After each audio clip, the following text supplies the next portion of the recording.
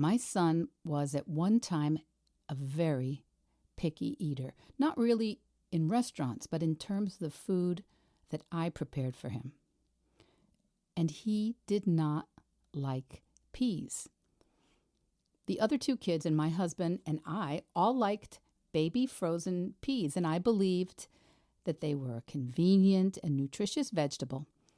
But it was for me a minimum baseline to insist that my son eat 3 peas. 3 individual peas. And if he ate those 3 peas, I left him alone about it. My minimum baseline as his mother was that he was offered vegetables at every dinner and that he ate some minimal amount. And I don't remember any other minimums off the top of my head, but I do vividly remember insisting that he eat 3 peas. And I know a dentist who encourages kids to floss 1 tooth. Would she prefer that the kids floss every tooth every day? Yes, obviously. But she thinks if you can get the kids to at least pull out the dental floss every day and floss 1 tooth, then maybe occasionally a couple other teeth will get a flossing, and once in a while, maybe all of them. As opposed to most of her patients who almost never floss. Now I can hear my physician father's voice in my head, and he would, I know, really push back at this with all the possible exceptions, the life-threatening exceptions. And if you start a course of antibiotics or any other prescription medicine, it is, of course, essential you take them exactly as prescribed or speak with your physician. No argument. And just a reminder, you don't get medical information here from me. But I stand by it. 3 frozen baby peas. That's better than nothing.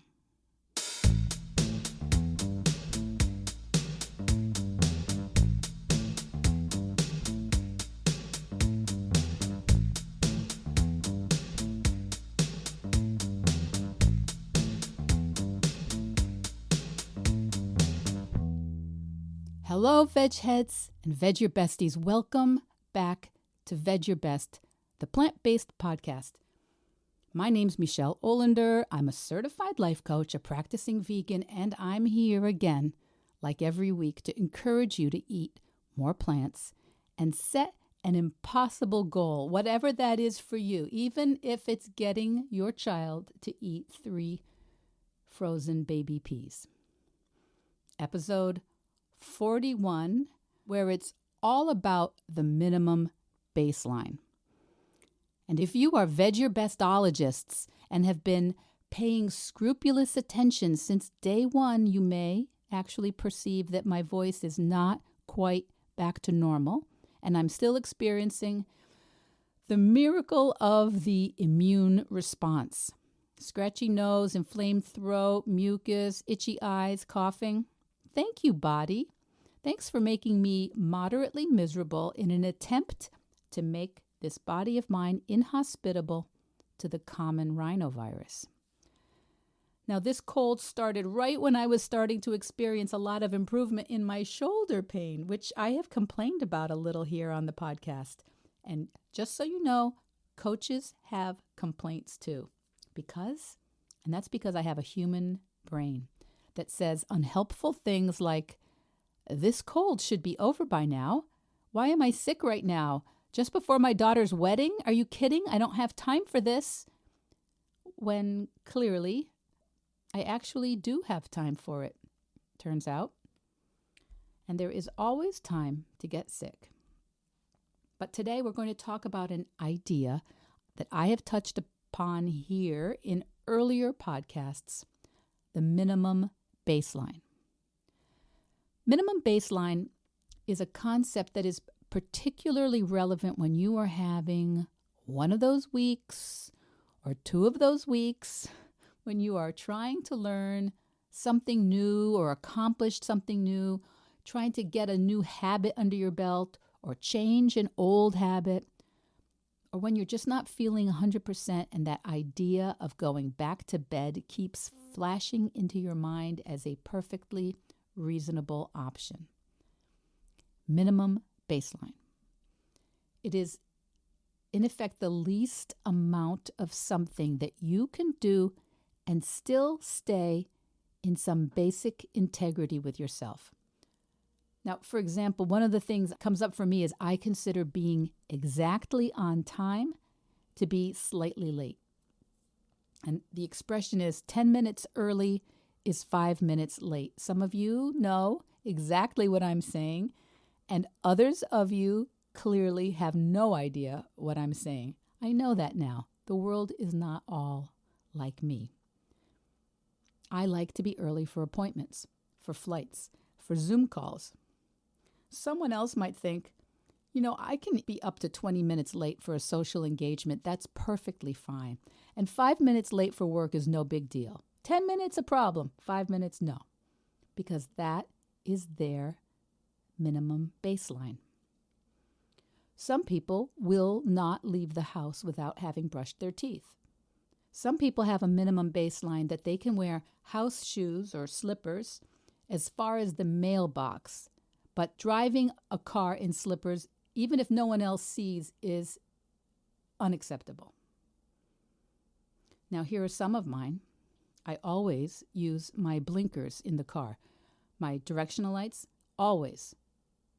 Anytime I'm turning, even if I am turning out of my own driveway, I always blink, always. And clearly, not everyone does that. I also always wear my seatbelt. My car may have old coffee cups bouncing around in it, or sand on the seats, or bird poop all over the windshield, but I always blink and I always wear a seatbelt. Some of you would never drive unless it was to an emergency room without getting bird poop off your car, because that's your minimum baseline. Unless lives are at stake, the car is clean. And we all know people who have all kinds of different but certain standards. For example, there are people who choose never to drink alcohol.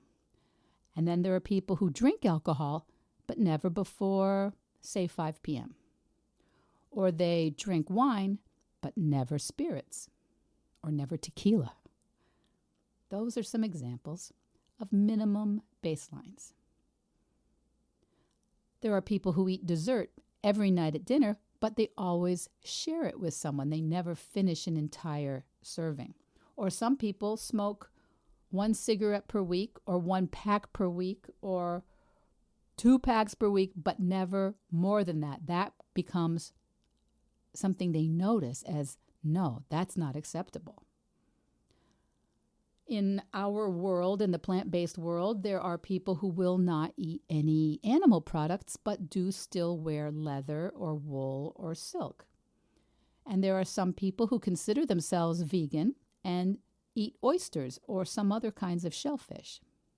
And there are some others who don't consider themselves vegan at all, but will not eat pork or veal or maybe octopus, because those are their minimum baselines. And most of us have some, in fact, I would say all of us have some sort of minimum baseline, and you might call it a standard or a line in the sand. What are yours? Can you think of some?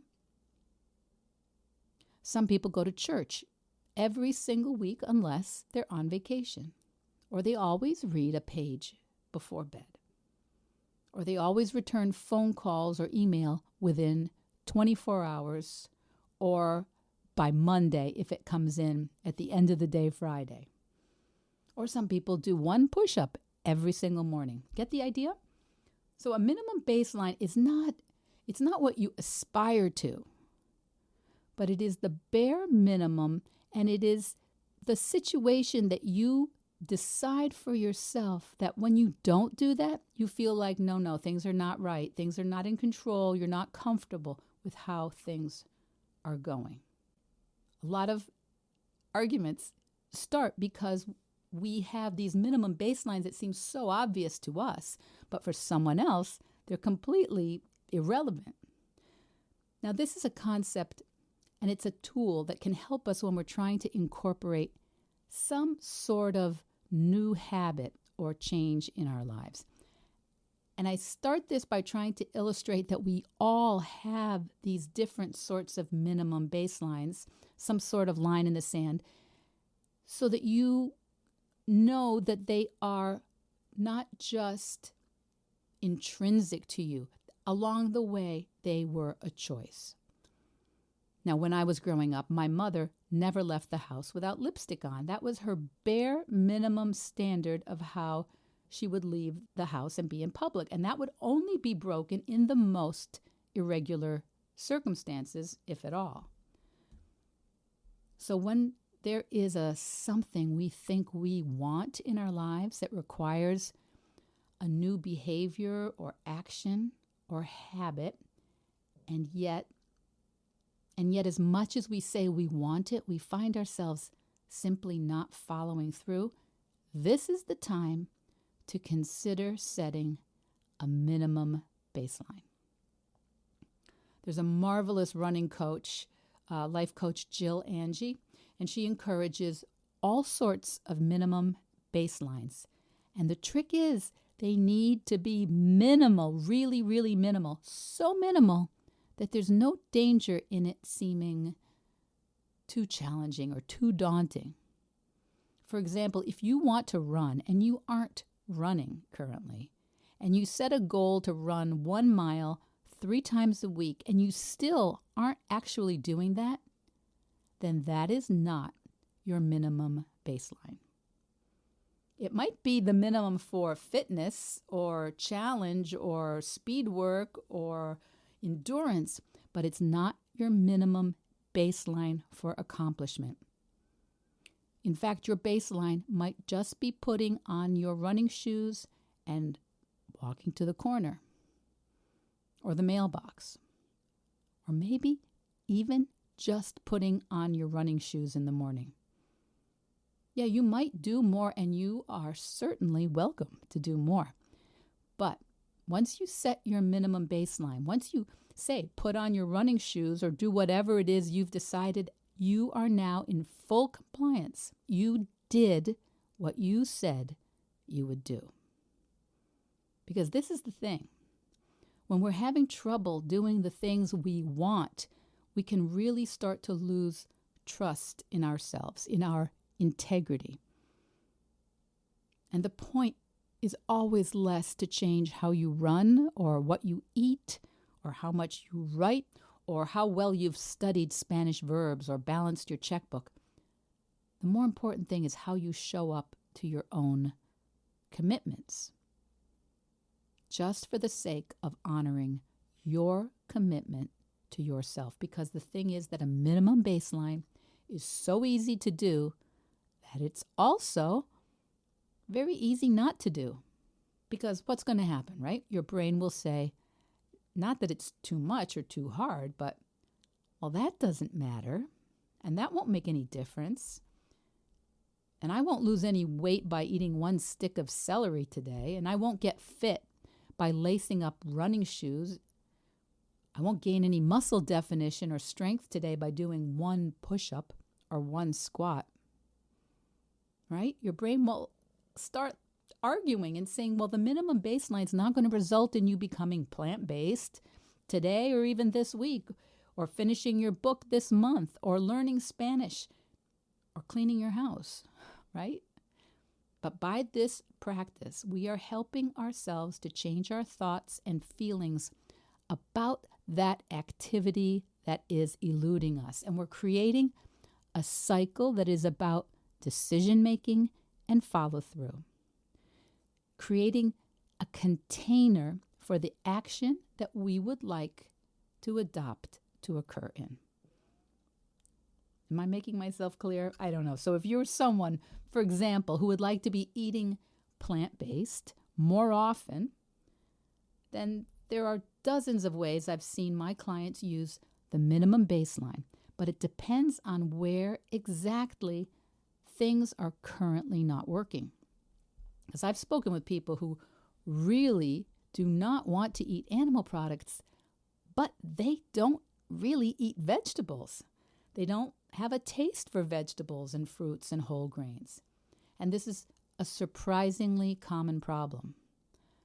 Maybe because mothers, like myself, forced them to eat 3 frozen peas in childhood. Or maybe because they didn't. I'm not sure.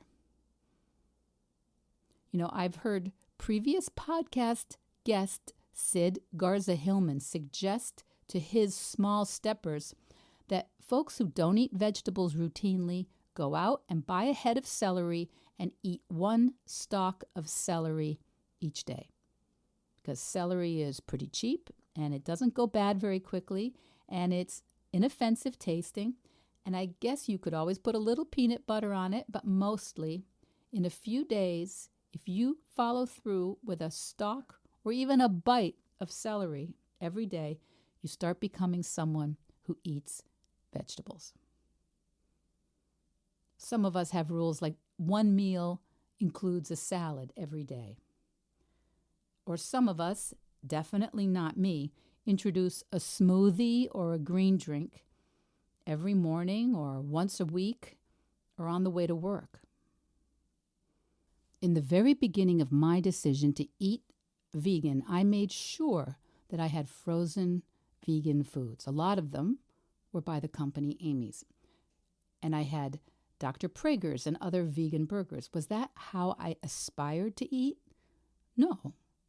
But it made it easy to eat something that was in line with my decision to eat vegan every day, even on those occasions when I was very unprepared or feeling overwhelmed or somehow confused about what to eat or had thought I would be able to try a brand new recipe from a vegan cookbook and just didn't have it together. We've talked about that before. When we are feeling these emotions like overwhelm, confusion, unprepared, unready, we tend to take actions and make decisions that are not very aligned with our aspirations, not aligned with who we want to be. And a minimum baseline helps so much in these situations in particular because it is the answer to fill in the blank. At the very least, I always fill in the blank.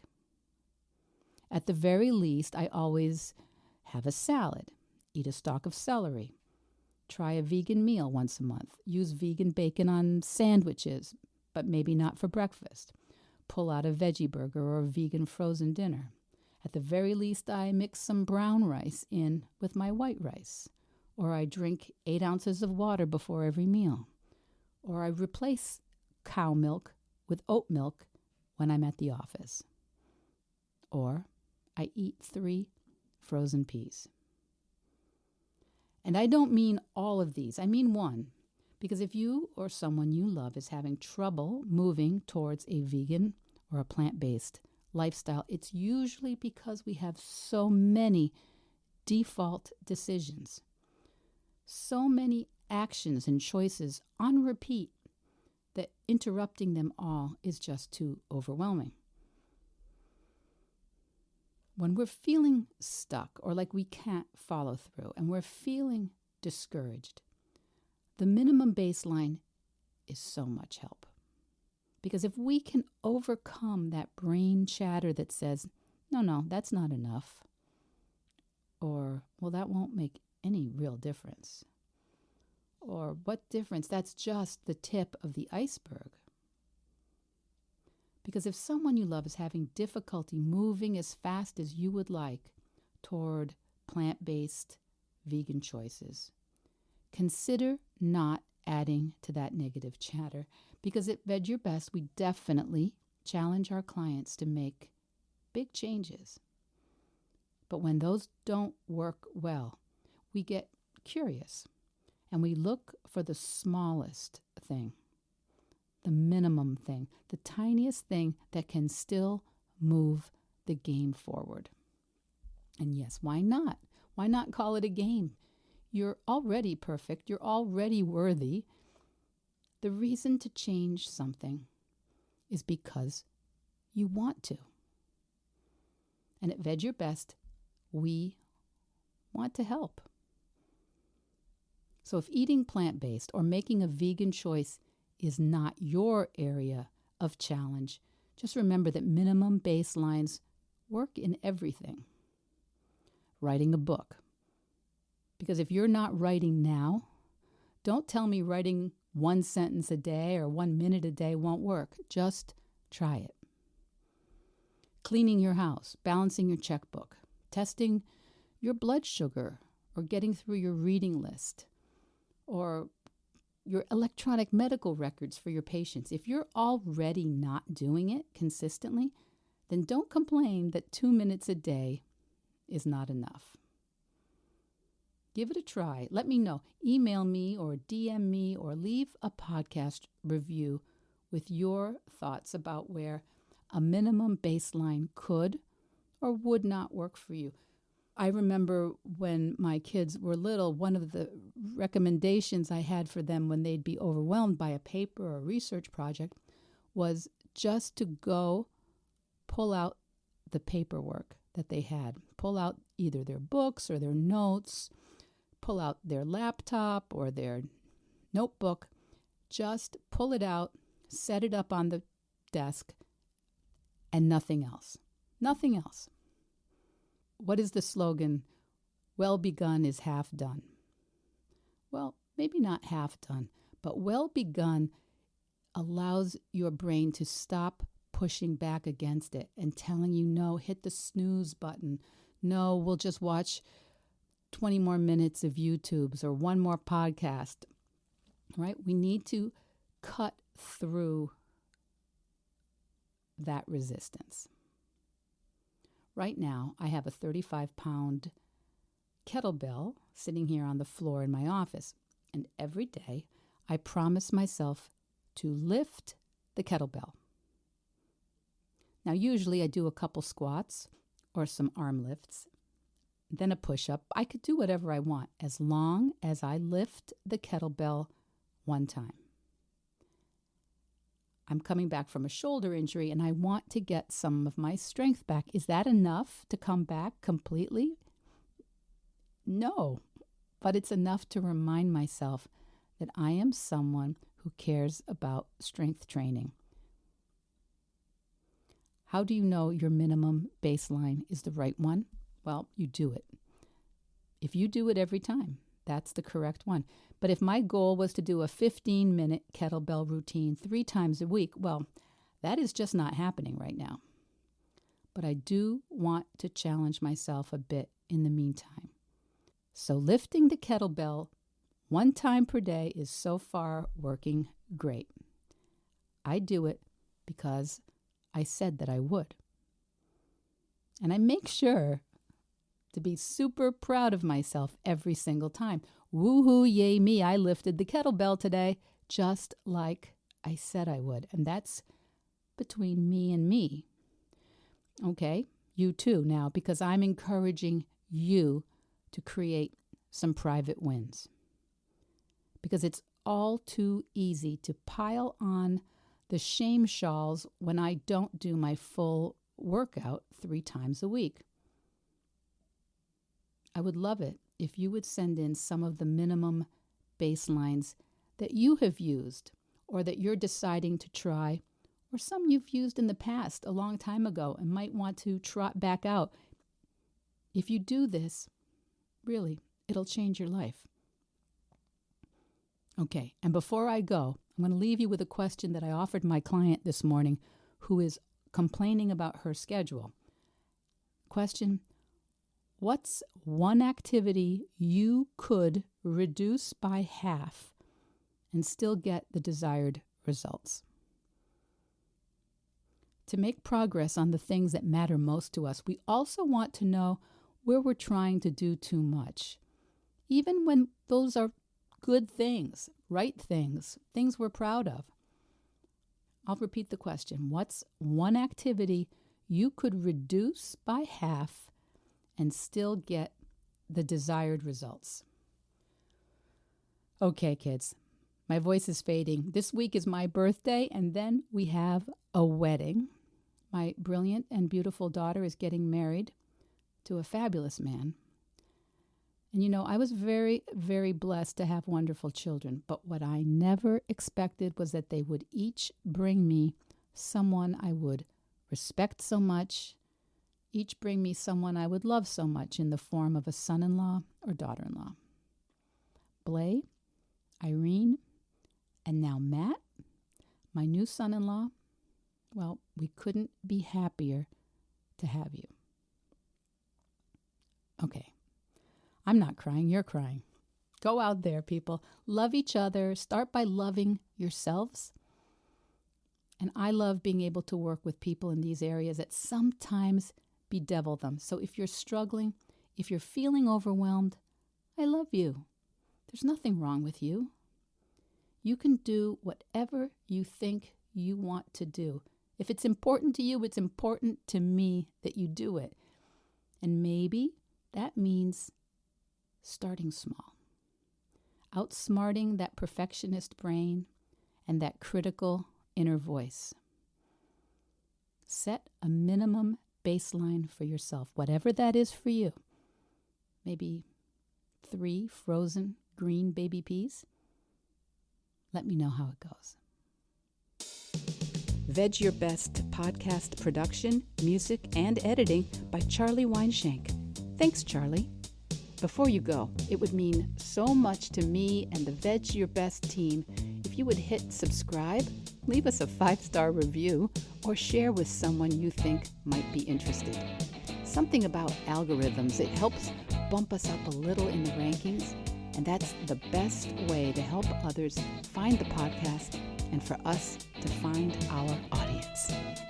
So, until next week, make it easy and veg your best.